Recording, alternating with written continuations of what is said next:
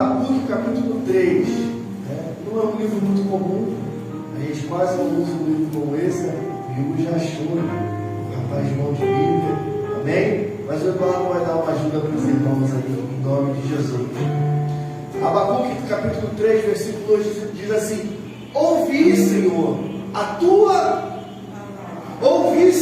palavra, e temi, aviva, ó Senhor, a tua obra, e no meio dos anos nos fazes conhecida. Na tua ira, lembra-te de misericórdia. Vamos ler todos novamente no 3, 1, 2, 3. Ouvi, Senhor, a tua palavra, e temi, aviva, Senhor. no meio dos anos, faze-a conhecida. A tua ira, lembra-te de misericórdia. Amém? Você pode aplaudir a palavra do Senhor. Isso, glória a Deus. Queridos, nos últimos dias, a igreja brasileira está falando muito de avivamento. Nos últimos dias, o mundo está chocado com algo que aconteceu em Ausburn, nos Estados Unidos, numa faculdade, aonde um culto se iniciou, de repente preencher uma agenda de uma faculdade. E o culto durou quase 15 dias, ele não terminou. E foi chocando as pessoas, por quê? Porque as pessoas entravam no culto, começavam a orar, começavam a adorar, e daqui a pouco elas começavam a confessar os seus pecados. Daqui a pouco elas começavam a pedir perdão uns aos outros. Daqui a pouco elas estavam se entregando numa adoração, e essa adoração não tinha hora para acabar. Algumas pessoas saíram até da capela, lá do lugar onde faz o culto da universidade, mas chegando em casa, tiveram o desejo de retornar. E esse culto foi tomando dias, foi tomando horas, semanas, e até o último domingo já tinha mais ou menos, já tinha quase 12 dias, 13 dias, 10 dias de culto. E aquilo começou a assustar, aquilo começou a chamar o interesse de algumas pessoas na igreja. Pessoas começaram a pegar um avião aqui e ir para lá esses dias agora, dias de carnaval, para poder ver o que estava acontecendo lá. E algumas pessoas no Brasil começaram a dizer: não é avivamento. Outras começaram a dizer: é um avivamento. Outras começaram a dizer: as pessoas que estão saindo da cá e indo para lá estão para se aparecer. Daqui a pouco eles vão querer trazer esse mesmo movimento para cá. E aí, irmãos, mediante tudo isso, a gente precisa olhar para a palavra de Deus. O que a palavra de Deus diz a respeito do avivamento? A palavra de Deus fala em avivamento, ou ela dá indícios do que vai ser um avivamento.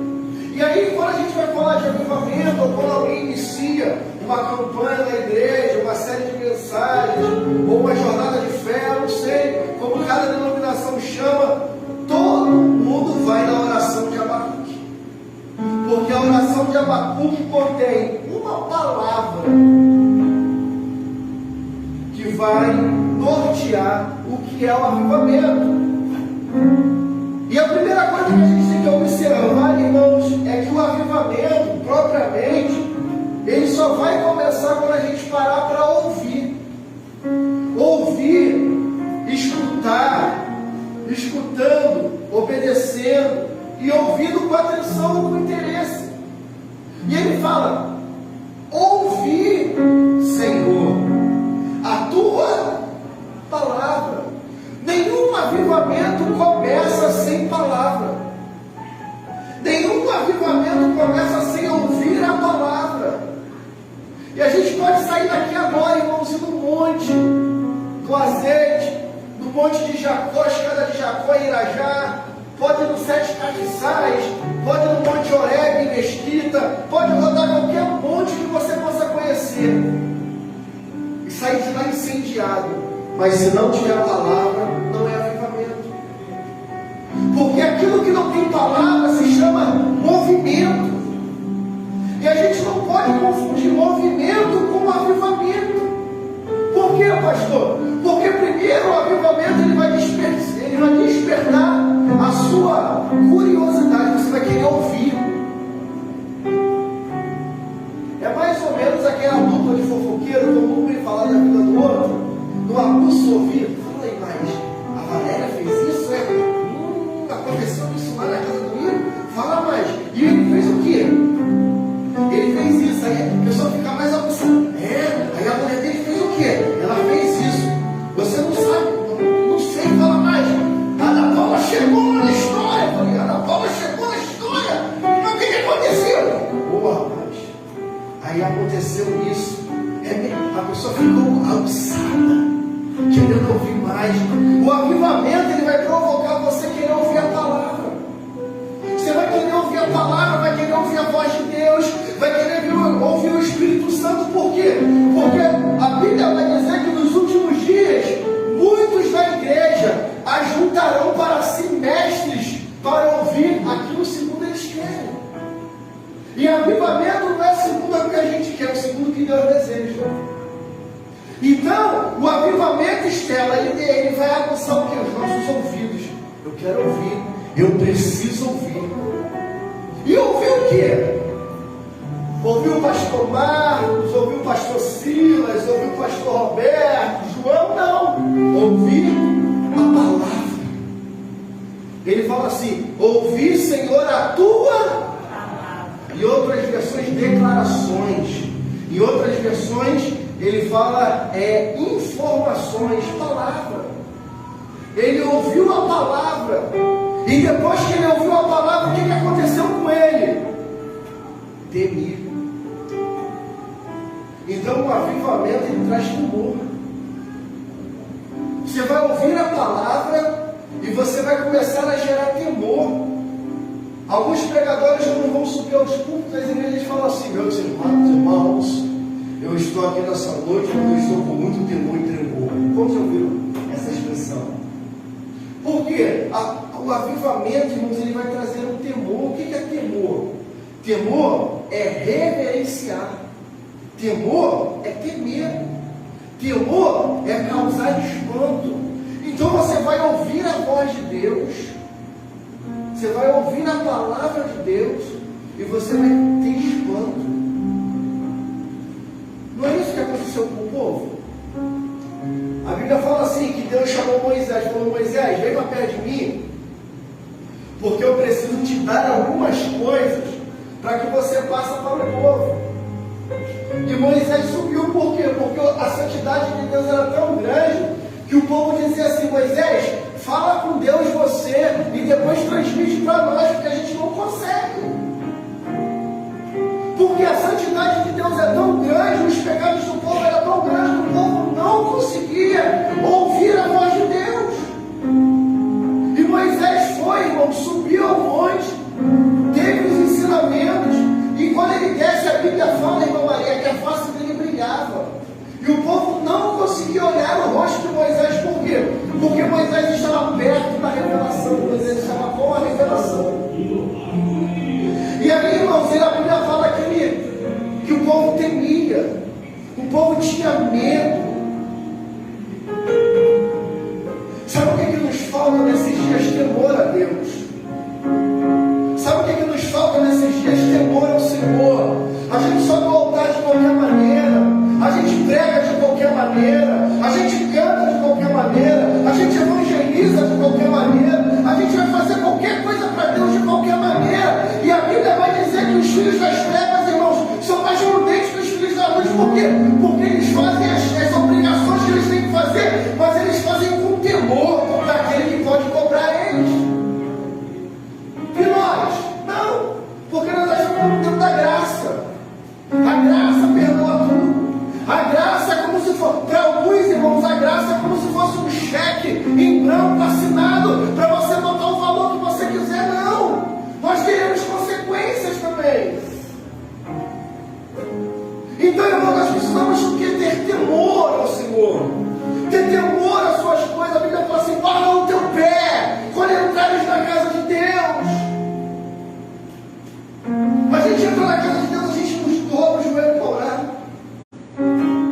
A gente entra na casa de Deus, a gente não fala com o dono da casa, irmão. Já pensou se eu for na tua casa e entrar sem te cumprimentar? Que falta de educação minha, que falta de deselegância. E a mesma coisa na casa de Deus. Quando a gente chega na casa de Deus, a primeira pessoa que a gente tem que falar é o dono da casa. É dobrar o joelho. Pastor, não posso dobrar o joelho. Irmão, curva a sua cabeça e encosta numa parede, vai para algum lugar, mas fale com o dono da casa. Como é que você quer que o dono da casa fale com você, se quando você entrou, você nem falou com ele? Ah, pastor, porque meu dia está atribulado. Deus sabe que meu dia está atribulado, ele só quer que tu fale para ele. Pô, estou chateado hoje, Deus. Estou bloqueado. Irmãos, a gente procura os nossos amigos para desabafar. Por que você não pode procurar o seu pai para falar com ele? Então, irmãos, Abacuque fala que ele ouviu a palavra, mas não é qualquer palavra, é a palavra do Senhor. E depois que ele ouviu a palavra do Senhor, ele teve temor. E aí ele fala: aviva, ó Senhor, a tua obra. A palavra aviva aqui, ela vem do hebraico shairá, que significa vive. Aliás, tem vários significados no dicionário Strong, mas eu separei alguns aqui. Então a palavra viva, shairá, significa viver. Repitam comigo: viver, ter vida, permanecer vivo, sustentar a vida, ser reanimado, revigorar. Pastor, então quando se fala de avivamento, fala em vida? Sim. O avivamento vai gerar vida no morto. O avivamento vai restaurar as energias do cansado. O avivamento vai restabelecer, vai colocar de pé o que estava caído. O avivamento, ele vai despertar naquela pessoa que está cansada a vontade de continuar. Avivamento nunca foi movimento de igreja. Avivamento nunca foi movimento local, nunca foi campanha, nunca foi óleo, nunca foi monte, nunca foi envelope, nunca foi oferta. Avivamento é tornar o ser humano vivo. E por que o ser humano precisa se tornar vivo? Porque o pecado mata o ser humano. O pecado afasta o homem de Deus. E o avivamento vem para tornar a vida da vida.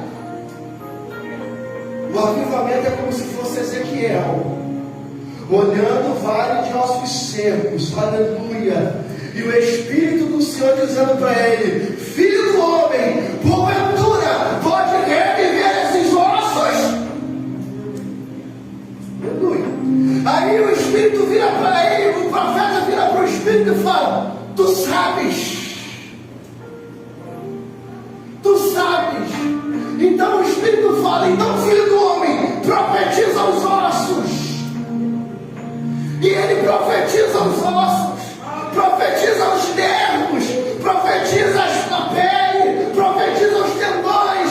E ao som da palavra, ao som daquilo que ele pronuncia, vida entre os mortos, pessoas começaram a ficar de pé, pessoas começaram a ter vida. Por quê? Porque agora chegou avivamento. Então, quando a gente fala de avivamento, a gente fala para a gente estar mais vivo. Para você, aleluia, que está aí na tomba da mironga, no pó da rabiola, o avivamento veio para você. O avivamento veio para você que está caído, derrubado, não sabe para onde ir. Para isso que veio o avivamento. Para isso que serve o avivamento. E todo o avivamento que Deus mandou nessa terra, irmãos, Ele mandou com o propósito de restabelecer as vidas de acordo com Ele. Você sabia que a ideia de religião não é ruim? A palavra religião vem do latim religare. Religare significa ligar novamente. problema é quando entram os homens e querem dominar a religião. Então se tornou pejorativo agora ser religioso. Porque ser religioso significa alguém que não pensa por si próprio, mas pensa por alguém. Aliás, que alguém pensa por ele, não ele por si. Mas a ideia nunca foi ruim, sempre foi ligar o homem a Deus. Avivamento vem para ligar o homem a Deus. E aí, irmãos, a pergunta é: o que produz um avivamento? Esse é o tema que eu quero pregar hoje, domingo. O que produz um avivamento? Primeiro, avivamento, chovendo molhado, produz vida.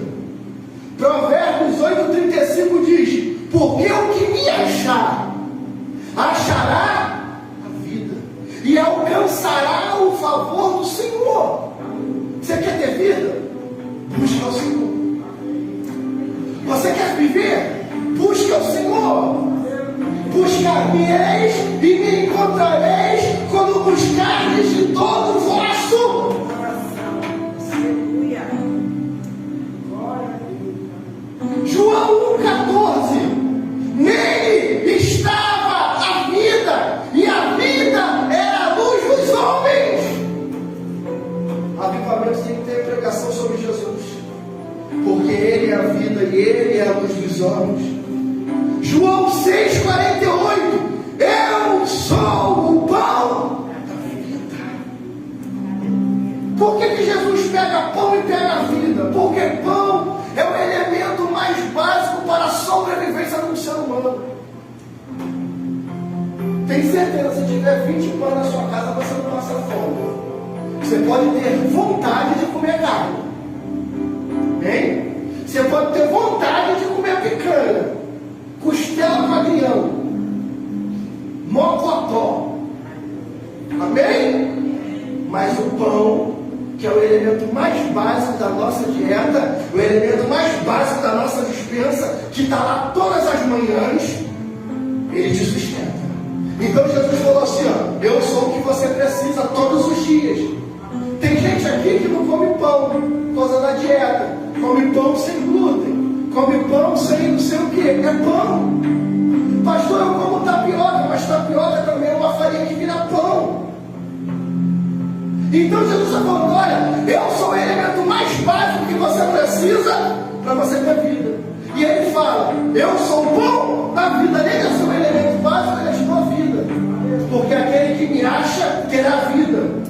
Então, avivamento está relacionado à vida. Amém? Segundo, avivamento está relacionado à obra, trabalho. Provérbios 21:25 diz: o desejo do preguiçoso mata. Ah, meu irmão, porque as suas mãos recusam trabalhar. Avivamento vem para despertar o preguiçoso. Desperta tu que dormes. Vai ter com a formiga. Irmão, presta atenção. Deus está separando uma família. E nessa família não pode ter preguiçoso, não. O apóstolo Paulo certa vez disse o seguinte: eu não fui pesado para vocês até agora, porque eu tenho trabalhado para consumir a comida agora. Quem não trabalha não tem direito de comer, diz o apóstolo Paulo. Não trabalha, não come. 2 Tessalonicenses 3,8 diz assim, o apóstolo Paulo dizendo: nem de graça comemos o pão de homem algum, mas com trabalho e fadiga, trabalhando noite e dia, para não sermos pesados para nenhum de vós. Então, o avivamento, irmão, vai te impulsionar a trabalhar. É obra. Não tem esse negócio, avivamento. Minha igreja está vivendo um avivamento. Deus prosperou o rebanho. As entradas aumentaram. Agora eu estou acordando 10 da manhã. Não tem isso não, irmão. O avivamento não te deixa preguiçoso. O avivamento te faz trabalhador. Porque o avivamento tem a ver com obra. Amém? Mais um pouquinho aqui. 3. Avivamento avivamento tem a ver com decisões. Quando o avivamento chega, ele chega para você tomar decisões. E aonde a gente vai encontrar decisões? Aviva, ó Senhor, a tua obra, e no meio dos anos, aí ele repete, no meio dos anos faz-a conhecido. O que ele está querendo fazer conhecido, irmão? Aquilo que ele falou lá atrás. E por que ele está falando de decisões? Porque o lugar que você tem que tomar decisão é quando você está no meio de alguma coisa. Você não toma decisão no início e no final, você toma no meio. E decisões têm a ver com voltar ou retroceder. Presta atenção, você chegou até aqui. Você já caminhou um bocado para chegar até o meio. É isso que o profeta está orando. Senhor, nós já chegamos até aqui. Senhor, eu ouvi a tua palavra. Senhor, eu fiquei sabendo que o Senhor fez com os egípcios. Senhor, eu sei o que o Senhor fez através de Josué. Senhor, eu sei o que o Senhor fez através dos juízes. Ah, Senhor, eu ouvi a tua palavra e temi. Aviva, ó Senhor, a tua obra. Por que decisões têm a ver com voltar ou retroceder? Porque é no meio que muitas das vezes a gente quer desistir.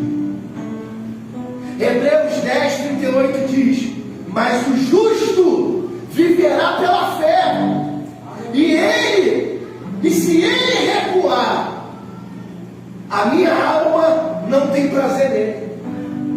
É no meio. Muitos de nós chegamos a fazer alguma coisa e no meio desistimos. Começa a fazer uma empreitada, desiste.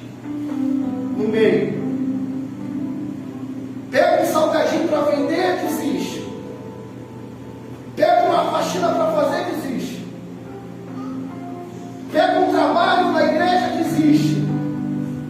É isso que o profeta está falando. Senhor, aviva no meio. Eu preciso tomar uma decisão, Senhor. Qual é a minha decisão? Eu não posso retroceder. Primeira decisão que você tem que tomar: voltar. Avivamento tem a ver com decisões. E decisões está atrelado a voltar, a desistir, a retroceder. Segundo, o que o meio proporciona? Primeiro, voltar. Segundo, paralisar. A Bíblia fala assim: aquele que deseja construir uma obra, fazer uma torre, primeiro deve se assentar-se e calcular-se os gastos que ele vai ter com a obra, para primeiro saber se ele vai continuar com a obra ou não. Porque iniciando a obra, não tendo recursos, ele para, e ele parando, vem um vizinho e vai debochar dele e falar assim: olha lá, começou a obra e não terminou. Jesus continua dizendo: todo aquele que sai para fazer guerra, primeiro senta com seus generais e os seus subordinados, para saber se ele tem um número suficiente de soldados. Calculando que não tem, manda mensageiro pedir paz. Então, no meio, irmão, é um momento de decisão. Ou você volta, ou você fica paralisado. E sabe, olha o que diz Gênesis 19, 26. E a mulher de Ló olhou para trás e ficou paralisada, e ficou convertida numa estátua. Você está caminhando. Nós cantávamos uma canção há muitos anos atrás, eu não sei se você conhece, mas nós cantávamos assim: Senhor, meus olhos estão postos em Ti, minha vida é oferecer louvores a Ti, ainda que falte o pão, que me falte o fruto, em Tua presença firme estarei. Ao refrão: debaixo de Tuas asas a escolheres, abrigo para mim eu sei, pois Tu és o castelo forte, não temerei. Essa música do Clênio, quem gravou ela foi o Marquinhos Menezes. Quer dizer, você está aqui, cara, você chegou até aqui. Fala assim: meu Deus, eu te agradeço, porque eu cheguei até aqui e eu não vou desistir.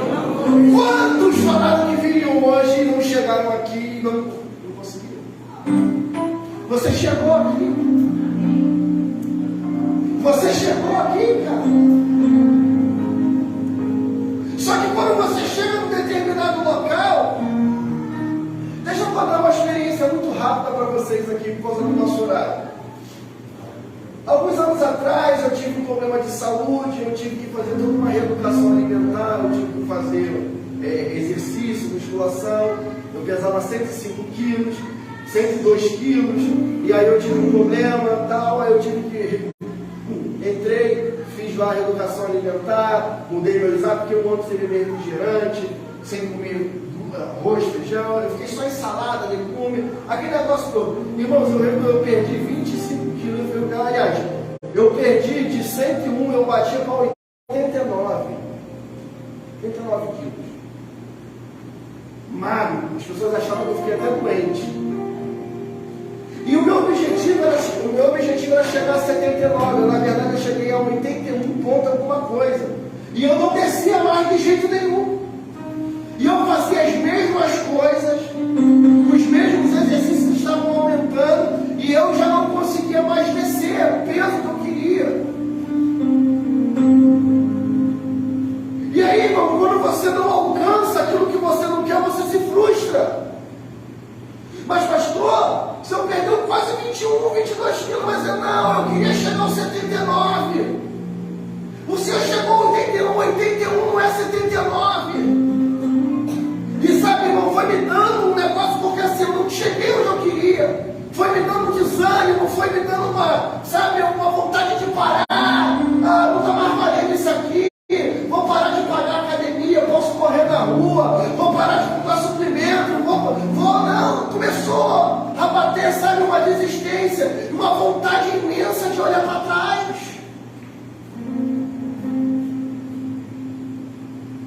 É porque a gente não consegue enxergar o quanto que a gente já caminhou. Olha o quanto você já caminhou, querido, até chegar aqui, um dia chamado hoje. Olha quantas lutas você enfrentou, e eu não estou dizendo que você não vai enfrentar mais lutas. Porque a Bíblia fala que os nossos dias é de luta e canseira. Na realidade, você vai ter mais dias de luta do que dias de gozo. Olha o quanto você caminhou até onde você chegou. E agora, irmão, olhar para trás não é a nossa solução. Há um filme antigo do Van Damme que fala: render-se nunca, retroceder nunca, render-se jamais. Você não pode retroceder. Tem uma canção que fala: você não pode desistir agora. Falta tão pouco para um milagre acontecer. Você não pode desistir agora. Você não pode olhar para trás. Vou chutar o balde, vou embora, vai acabar. Não, não é isso que Deus quer. Deus está mandando um avivamento, querido. Deus está mandando um reforço para você. Só que você não pode olhar para trás. A mulher de Ló olhou para trás, porque ela não confiava naquele que estava tirando ela da destruição. Olha que tremendo isso, irmão. Olha que tremendo isso. A cidade ia ser destruída. Abraão vai interceder pelo seu sobrinho Ló.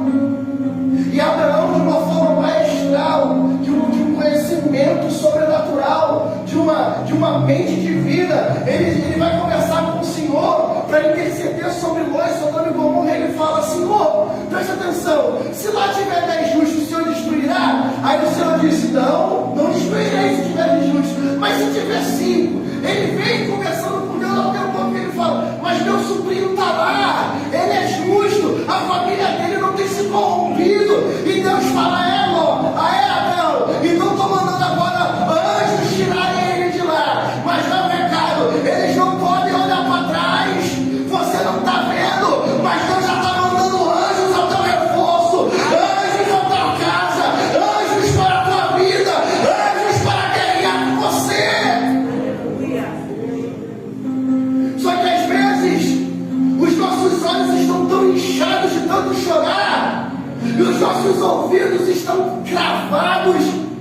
de tanto murmurar que a gente não está conseguindo ouvir a voz de Deus.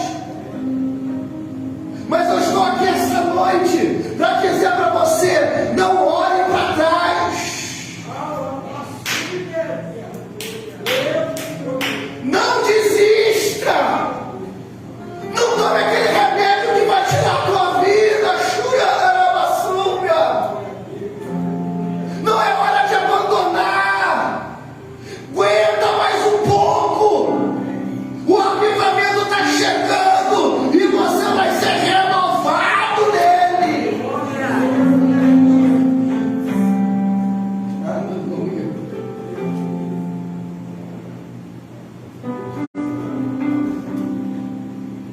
Então você tem que tomar decisões no meio.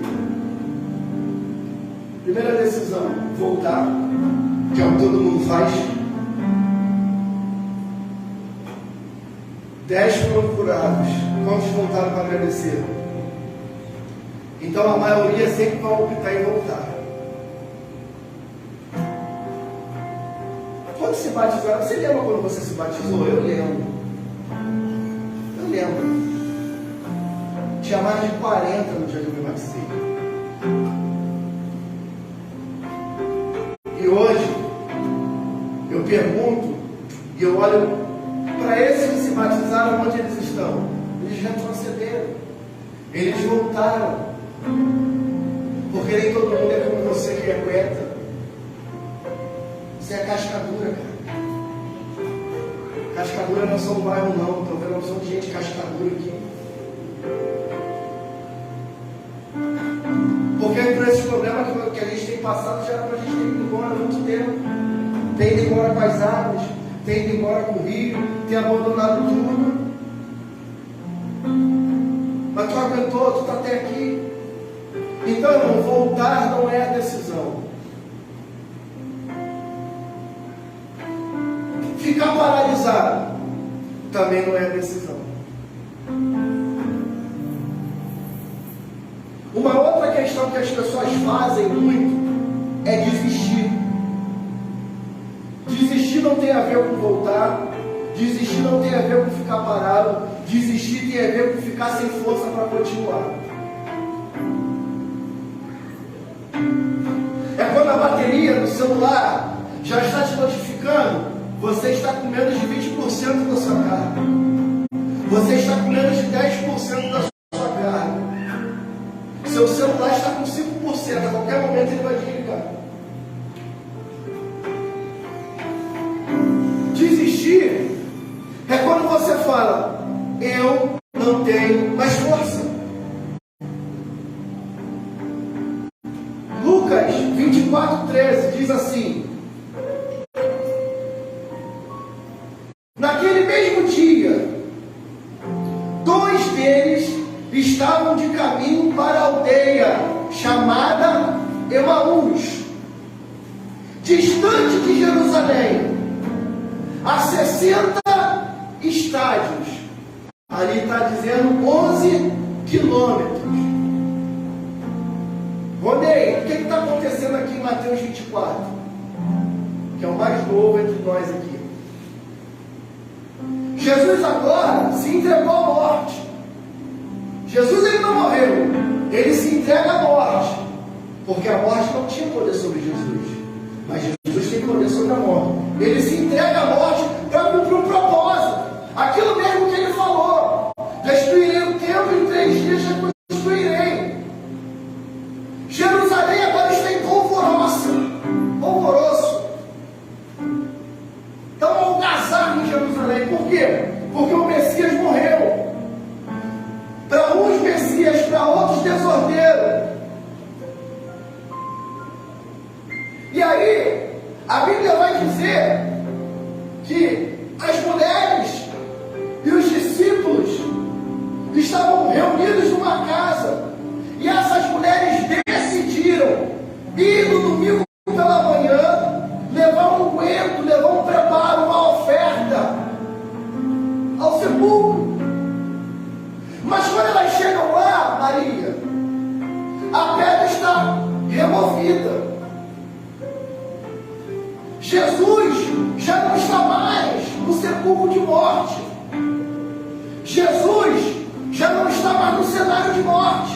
Por quê? Porque ele vive. Essas mulheres voltam e comunicam os discípulos que estão na casa, num cenáculo igual a esse aqui. Olha, ele não está lá. Como ele disse, ele ressuscitou, Periri Paraná. Alguns discípulos saem correndo e realmente veem que o túmulo está vazio. Tem até a passagem de João do lenço dobrado, pastor. Eles voltam e falam, realmente está vazio, ele não está lá. Mas nesse exato momento, enquanto as mulheres vão, os discípulos vão, alguns discípulos estão desistindo. Estão pegando a mochilinha. Olha essa mochila aí. Olha essa mochila. Já viajando isso aqui, tá vendo? Aí, Mateus, foi bom servir com vocês aí. Deus abençoe, querido. Igor, tô indo. Tchau, gente. Deus abençoe vocês. Estou voltando para a minha vida. Botaram a mochilinha nas costas e foram embora. Se despediram. Está pesado esse, minha filha. Ela pulou, né? Foi embora. Aí esse texto que a gente acabou de ler. Naquele mesmo dia, 2 deles estavam indo para um povoado chamado Emaús, a 11 quilômetros de Jerusalém. Bota aí, meu filho, o texto. No caminho, conversando a respeito de tudo que havia acontecido. Pastor, o que havia acontecido? 15 vai explicar aqui. Enquanto conversavam e discutiam, o próprio Jesus apareceu e começou o que com eles? Caminhar. Percebam que eles são discípulos. Perceba que eles andaram com Jesus. Perceba que eles viram milagre, viram peixe, viram morto ressuscitar, viram paralítico, viram endemoniado sendo liberto. Agora eles estão voltando e indo embora. Por quê? As forças acabaram. Eu estou desistindo. Aí Jesus está junto com eles no meio do caminho. Mas, segundo o texto, diz que os olhos foram impedidos de reconhecer. Sabe por que você não está vendo muita coisa na tua vida acontecer? Porque os teus olhos estão impedidos.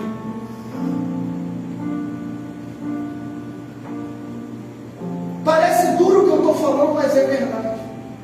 Ele está do teu lado, ele está caminhando junto com você, ele está te dando força, ele está te protegendo, está te dando guarida, e você está querendo desistir. Jesus perguntou aos discípulos, eu estou encerrando, sobre o que vocês estão discutindo enquanto caminham. Aí tem sempre aquele crente que ele está desistindo, mas ele acha que ele tem solução para outra pessoa. Ele não consegue nem achar solução para ele, mas ele quer achar solução para outra pessoa. Cuidado, irmão, com essas pessoas que não construíram nada na vida, não edificaram nada, não dirigiram nada e está querendo te ensinar. Já chegou uns aqui que nunca dirigiram um culto, nunca dirigiram uma consagração, nunca fizeram um culto de ofertório, nem um departamento dirigiu. Vem me ensinar a dirigir igreja. Aí eu falei, irmão, vamos ser sinceros, tu já dirigiu culto? Não. Tu já dirigiu campanha? Não. Tu já deu aula na escola dominical? Não. Tu quer me ensinar o quê? Então, irmão, pastor é arrogante. Não, pastor não é arrogante. Eu só quero aprender com quem construiu alguma coisa. Eu quero aprender com quem está alguns passos à minha frente. Porque aprender com quem está atrás eu não estou aprendendo, Maria. Eu tenho que aprender com quem está caminhando lá na frente. Com quem já passou por onde eu passei e falou assim, Marco, esse é o caminho, continua. Porque a gente quer caminhar com algumas pessoas para elas nos darem dica, quando na verdade quem tem que dar dica é o Espírito Santo. O que vocês estão discutindo a eles? E eles pararam com os rostos entristecidos. Rostos entristecidos. Obrigado. Um deles, chamado Cleopas, perguntou-lhe: você é o único visitante em Jerusalém que não sabe das coisas que ali estão acontecendo nesses últimos dias? Aí Jesus, cara, que homem é esse Jesus, né? Que senso de, como que eu vou colocar aqui? Que carinho, que carinhosidade ele tem sobre nós, né? Aí Jesus pergunta, conhecedor de todas as coisas, que coisas? Por que Jesus pergunta para eles, que coisas? É porque ele sabe o que está acontecendo, mas ele quer que você fale. Ele sabe o que está acontecendo na tua vida, mas ele quer que você abra a boca e fale. O problema, irmãos, é que a gente acaba num culto como esse, de palavra, que a gente está tendo orientações do Espírito Santo, e a gente fala assim no final, e agora por mim aqui, para me abençoar. Mas Deus já está falando da palavra, irmão, já está te abençoando. Aí então quer dizer que não pode pedir oração? Não, pode pedir oração. Só que eu quero dizer para você que aquele que tudo sabe está do teu lado, está te perguntando o que está acontecendo. Cristiano, o que está acontecendo? E ele perguntou a ele, o que aconteceu com Jesus de Nazaré? Responderam eles. Ele era um profeta, poderoso em palavras e obras diante de Deus e de todo o povo. Os chefes dos sacerdotes e as autoridades entregaram para ser condenado à morte e o crucificaram. E nós esperávamos que ele que ia trazer a redenção a Israel. Quer dizer, estavam andando com Jesus e não entenderam bolhufas. Andavam com Jesus, caminhavam com Jesus, mas estavam com a motivação errada. Tem muito crente que está vindo na igreja com motivação errada, irmão. Tem crente que vem para a igreja com motivação de vingança. Quem me viu passar na prova e não me ajudou. De vez em quando também já cantei esse zinho, irmão. Muito. Alguns dias atrás eu também cantei esse hino aí. Porque esse ser humano é falho. Ou então a gente faz aquela oração do Davi: Senhor, coloca os meus inimigos como estrago dos meus pés, para ele ver eu pisando de voz de novo, dia a dia de novo. Aí nós esperávamos que ele ia trazer a redenção a Israel. E hoje é o terceiro dia desde que isso tudo aconteceu. Quer dizer, eles ainda ficaram 3 dias lá aguardando. Aí Deus dá provas que ele está trabalhando. Deus está me dizendo, algumas das mulheres entre nós nos deram um susto. Por quê? Deus está falando, na coincidência, o pastor conhece da minha história. Falei com ele no gabinete. Não é assim que a gente pensa. Deus usa o pastor, Deus usa o ministro, Deus usa o pastor conhece da minha história. Algumas das mulheres entre nós nos deram um susto hoje. Foram de bem cedo ao sepulcro e não acharam o corpo dele. Voltaram e nos contaram ter tido uma visão. Quer dizer, Deus está trabalhando, Deus está dando sinais. Serve não. A visão de anjos que disseram que ele está vivo. Alguns dos nossos companheiros foram ao sepulcro e também não encontraram, e tudo exatamente como as mulheres tinham dito, mas não viram. Tem gente, irmão, que quer ver para poder acreditar. Eu não sei não, conjectura minha, mas acho que esses camaradas devia ser Tomé. Nunca li esse lugar, eu estou aqui para não falar que eu estou cometendo heresia. Eles queriam ver para acreditar.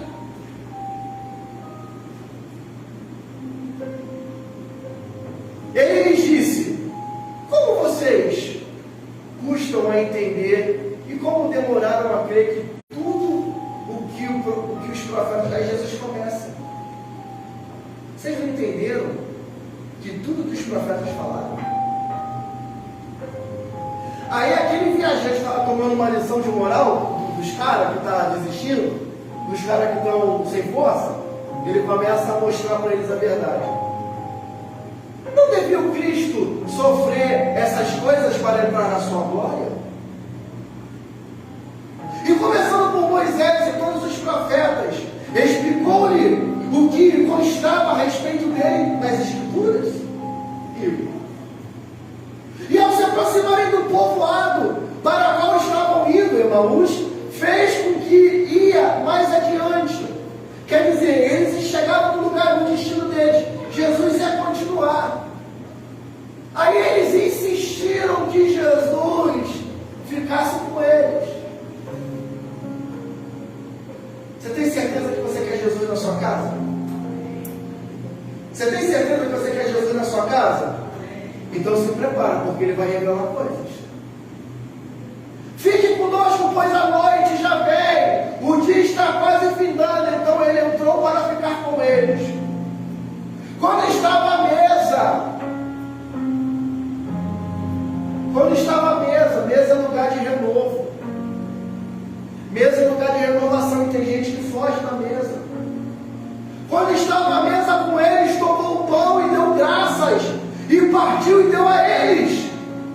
Então, os olhos deles foram, os olhos deles foram, e reconheceram, e ele desapareceu da vista dele. Reconheceram quem tu és, ao som da sua voz, os céus se abrem, reconhecemos quem tu és. E perguntaram-se uns aos outros, agora com o dedo na boca, Zé Dentão, não estava queimando nossa oração enquanto ele falava no caminho, enquanto nos expõe as Escrituras? Gente, os caras ficaram de caramba. Aí, quem estava desistindo, quis voltar. Porque quem não acredita no teu projeto vai até embora. Mas quando o teu projeto começar a andar, quando o teu projeto começar a prosperar, as pessoas vão querer voltar. E aí, como você vai tratar essas pessoas? Agora é minha vez. Agora chegou minha vez, vou cantar. Mas isso é louvor, não sei. Vamos ver. Não, mano, bota lá no texto, lá não terminei não. Poxa, tá tão gostoso. Lucas 24, 25. Isso.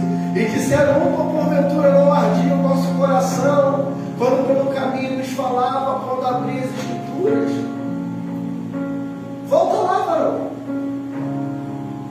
Eu disse para você no início, eu já vou finalizar, que o avivamento é pela palavra, sim ou não? Sim. Como é que nossos corações voltam a ser aquecidos? Está no texto lá.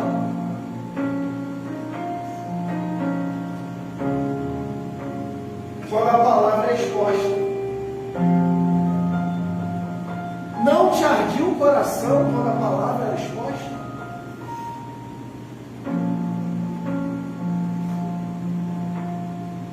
Pelo caminho nos falava, quando abria as Escrituras, eu ouvi.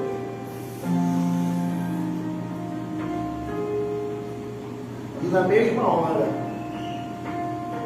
levantando-se, tornaram para Jerusalém.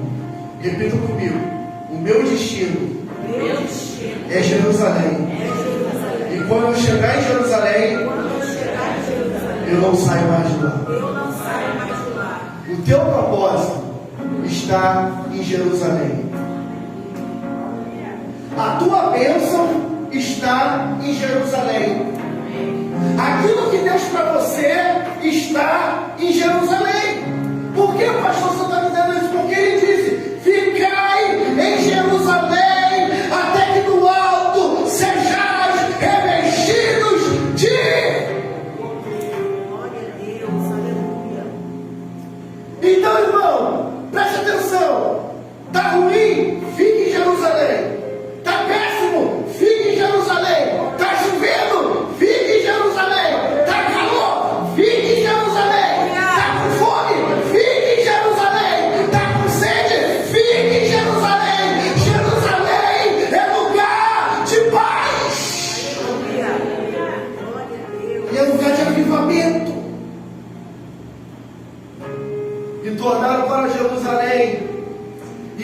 estavam congregados 11, e os que estavam com eles, os quais diziam: eu vi isso. Verdadeiramente o Senhor,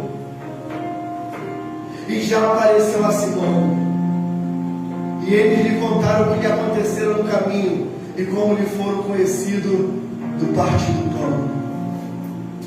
Jerusalém é lugar de partir pão.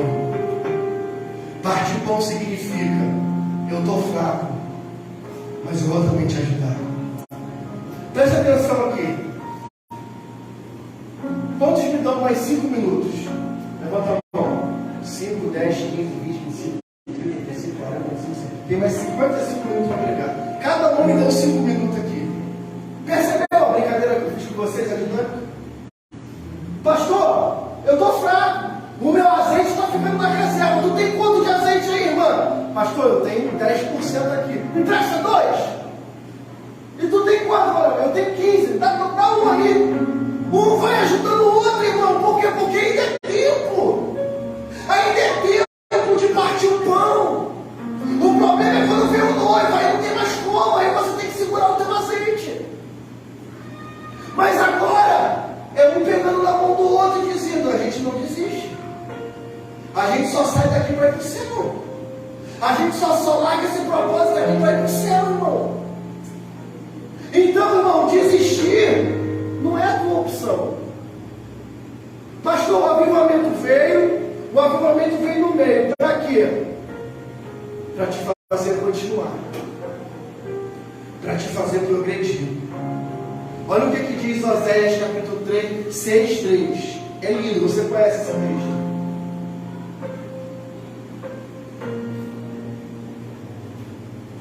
Bota aqui que dia é do lado. Eu gosto dessa versão aqui. Conheçamos e prossigamos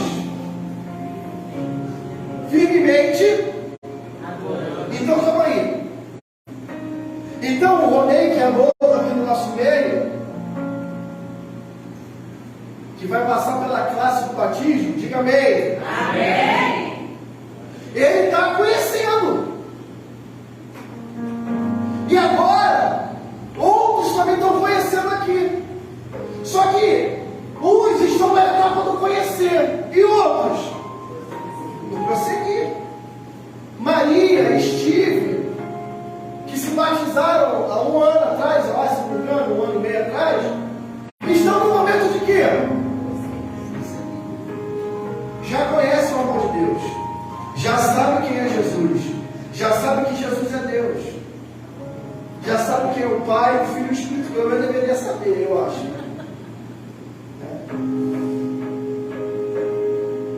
Mas vamos conjecturar que conhece.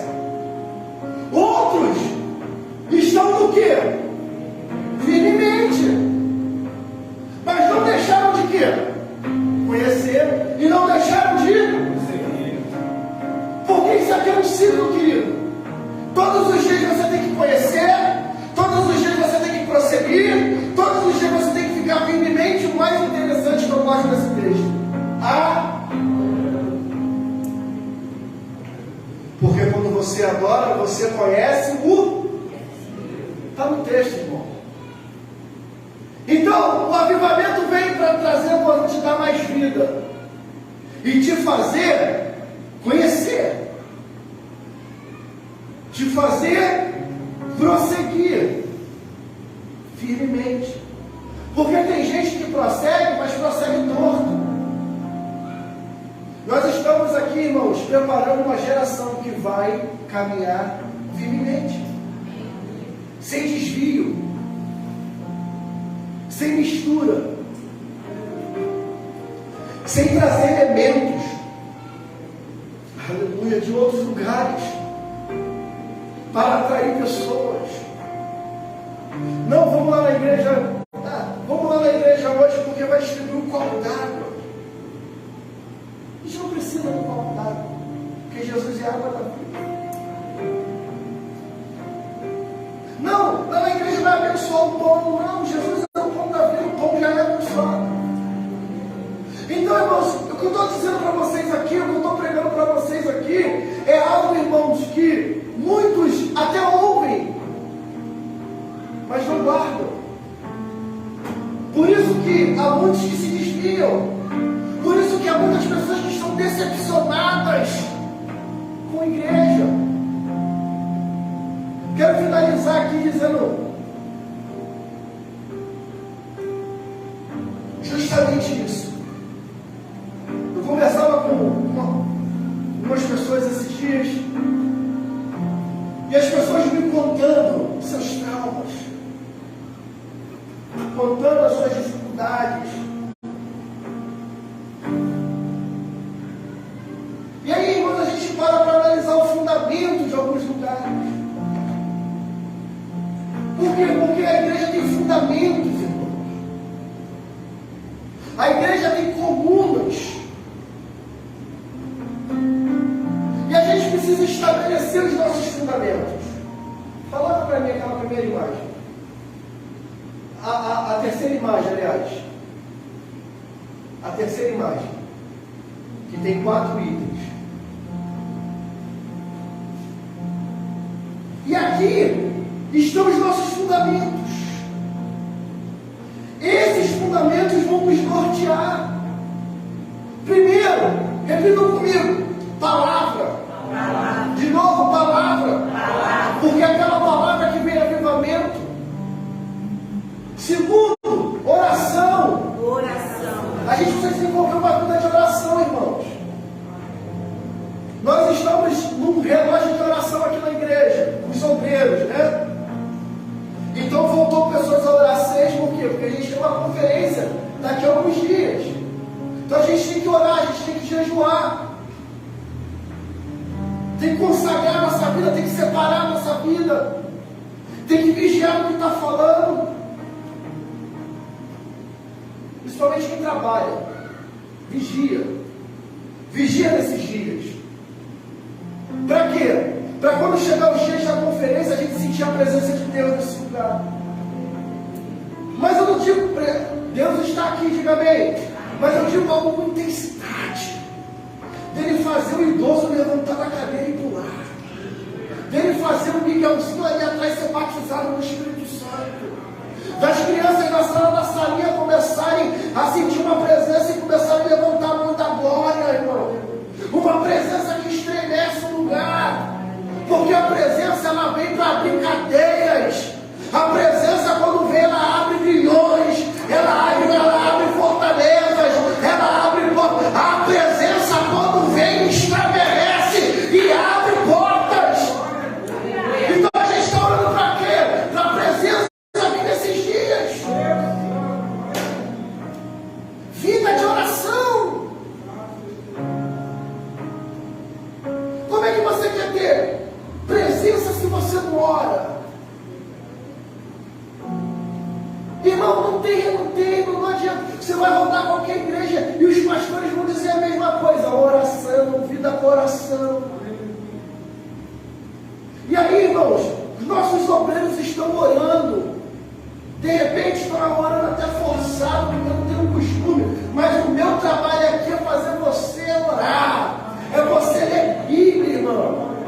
E aí tem um orando 6 horas, tem outro orando 10, meio-dia, 3 horas da tarde, 6 da noite, 9, meia-noite. De vez em quando eu vejo do grupo assim subindo em oração, meia-noite, em oração, em oração, em oração. De repente alguns fazem igual a mim, começam a orar e daqui a pouco dá uma cochilada, acorda de novo. Por quê? É pegar o ritmo, é voltar. Oração, fundamento. Comunhão. O que é comunhão? É fazer festinha na minha casa, convidar fulano a ir? Não. É minha casa está aberta e ver os amigos, né, tocar música. Isso não é comunhão. Comunhão, a Bíblia fala que é através do partir do pão. Igual aconteceu aqui esses dias. Tem um irmão nosso que está passando a dificuldade, o pessoal se juntou. Pastor, vamos se cada um der R$5 aqui, não sei o quê. A gente ajuda, isso é comunhão. Não precisou partir uma palavra pastoral. Não precisou partir uma palavra da liderança. Quer dizer, os irmãos que tem um jovem que está precisando de ajuda. E além de orar, eles foram para quê? Para ação. Porque triste coisa é você precisar de ajuda e a pessoa está orando. E você tem para poder dar ação. A Bíblia fala assim, eu vou encerrar aqui agora. Aquele que pode fazer o bem não faz comete pecado. Pode ajudar, a gente ajuda. Comunhão. O que é a comunhão? É o partir do pão, irmão. É a igualdade. E a adoração. A nossa vida precisa ser uma vida de adoração. Não é só cantar hinos aqui na igreja. Tem dia que as meninas estão cansadas. Tem dia que falta o baterista, que chama a atenção do baterista. 2 cultos já que faltou. Não, mas se for, vai chamar a tua atenção. Deve ter voltado para a Copa, Daniel. Vamos orar por ele sair da Copa de novo. Então, às vezes, falta um baterista. O Igor não estava aí semana passada, não estava tocando belamente a sua viola. Às vezes, alguém está rouco. Poxa, sabe, teve aquele dia. E aí você fala, poxa, o louvor da igreja hoje foi xoxo, foi bucho. Não, irmão.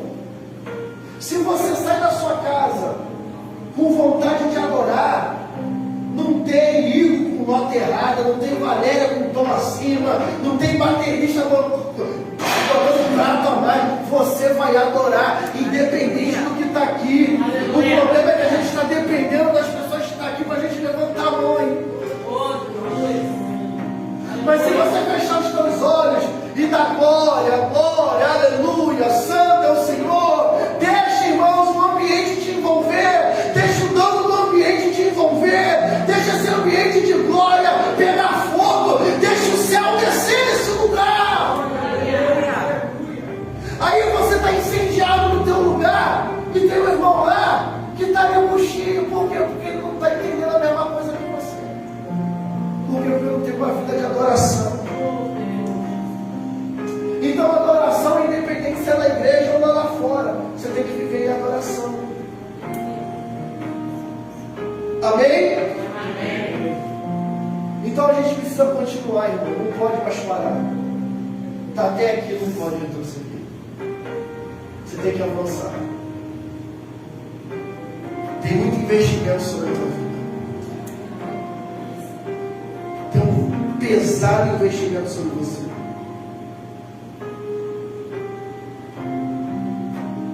Sabe aquele pai ou aquele avô que paga a escola, paga a faculdade, paga os livrozinhos, cursinho de inglês? Eu conheço um assim, um avô. Investiu muito na minha vida. Pagou escola, pagou uma das faculdades mais caras de veterinária para a menina fazer, curso de inglês no Brasas, fez intercâmbio na Inglaterra, ficou lá 30 dias na Inglaterra, foi a Paris, foi a Portugal, deu um rolezinho ali na Europa, como a gente costuma fazer de vez em quando. Ela deu um rolezinho ali, voltou, a avô deu um carro. O pai, o avô já tinha algo estabelecido. Eu estava conversando com essas pessoas hoje. Olha, o nosso plano era comprar um ônibus e fazer um veterinário móvel. Depois que a pessoa se formasse, eles iam enviar ela para Mato Grosso do Sul, conhecido, porque ela tem muito fazenda, precisa de muito veterinário e tal, médico veterinário. Quer dizer, irmãos, os pais já tinham feito todo um planejamento para a vida da filha. E investiram. O que aconteceu? A menina conheceu um rapaz que não estava na mesma batida que ela. Ela se apaixonou, casou com ele e abandonou tudo. Está com o diploma pendurado na parede e não exerce. Fala inglês e não consegue. Quer dizer, sabe, o pai tem um alto investimento em você. E às vezes, irmãos, presta atenção no que eu vou te dizer. O Pai dá sinais que as coisas não estão indo bem. Só que nós ainda não somos maduros o suficiente para entender. Eu sei, eu faço, pronto e acabou.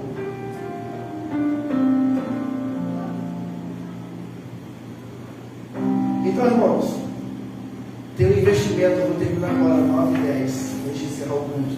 Tem um investimento pesado sobre a tua vida. Deus não investiu à toa em você. Mais do que uma faculdade cara, mais do que um curso de inglês, mais do que um intercâmbio nos Estados Unidos, da Inglaterra, sobre a tua vida tem o sangue do Cordeiro. Aleluia. O sangue do Cordeiro te habilitou a não ser mais alguém feito, uma criatura, mas te habilitou a se tornar um filho de Deus. Quem é você, nação santa? Quem é você, geração eleita? Quem é você, sacerdócio real? Quem é você, filho de Deus? Quem é você, príncipe? Quem é você, princesa? Quem é você, menina dos olhos de Deus? Quem é você, povo adquirido? Quem é você, filho de Deus? Quem é você, uma casa de paz? Então, irmãos, tem investimento sobre a tua vida. E por que o pastor está pregando sobre avivamento? Para você não olhar para trás, para você não desistir, para você não paralisar. Então, irmãos, em nome de Jesus, você vai sair daqui hoje crendo que lá na frente, está vendo, Maria, lá na frente, do outro lado do rio, está enxergando lá do outro lado do rio? Já conseguiu ver? Então lá do outro lado do rio você vai cantar um hino. Por que eu não canto o hino agora? Porque tem um hino reservado para depois do rio. Por que eu não canto agora? Você pode até cantar agora, mas tem uma canção especial. Aleluia. Tem uma canção especial para depois que passar o rio, depois que o Jordão se abrir, depois que o mar se abrir, que você chegar do outro lado. Chegou do outro lado, vai pegar o pandeiro, meu irmão, vai sair igual o Miriam tocando. Por quê? Porque você chegou do outro lado. Então, do outro lado, tem bênção de Deus para a sua vida. Diga